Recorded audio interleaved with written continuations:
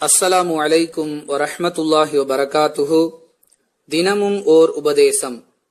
மனதை வேதனையடையச் செய்யும் செய்தி கேட்டும் உடனே தண்டித்து விடாமல் மிகவும் பொறுமை காப்பவர் அல்லாஹுவை விட வேறு யாரும் இல்லை என்று ரசூலுல்லாஹி ஸல்லல்லாஹு அலைஹி வஸல்லம் அவர்கள் கூறினார்கள்.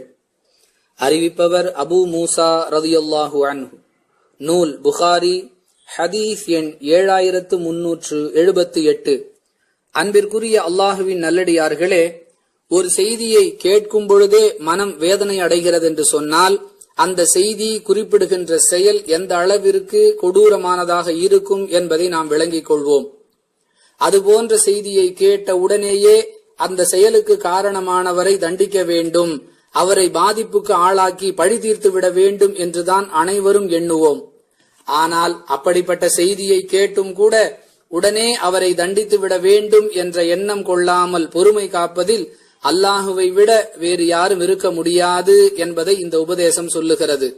அதாவது, பலர் அல்லாஹுவுக்கு மாற்றமான காரியங்களை அல்லது சக மனிதர்களுக்கு எதிரான செயல்களை செய்தாலும் அவர்கள் அதற்காக வருத்தப்பட்டு பரிகாரம் தேடுவதற்கான அவகாசத்தை அல்லாஹ் கொடுப்பான்.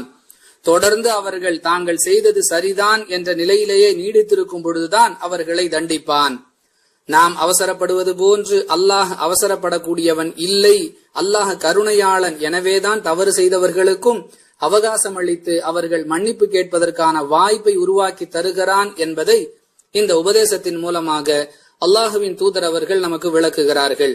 எனவே ஒருவர் நமக்கு அநீதி இழைத்து விட்டார் அல்லது அல்லாஹுக்கு மாற்றமான காரியத்தை செய்கிறார், அவர் இப்படி செய்தும் அவரை அல்லாஹ் தண்டிக்கவில்லையே என்று நாம் ஏங்குவது நம் அவசரத்திற்கு அல்லாஹுவையும் அழைப்பது போன்றதாகும். அப்படி அவசரம் காட்டக்கூடாது என்பது இந்த உபதேசத்திலிருந்து கிடைக்கக்கூடிய படிப்பினை. புரிந்து நடந்து கொள்வதற்கு அல்லாஹ் உதவி செய்வானாக. வாஹிரு தவானா அனில் ஹம்துலில்லாஹி ரப்பில் ஆலமீன். அஸ்ஸலாமு அலைக்கும் வரஹ்மத்துல்லாஹி வபரகாத்துஹு.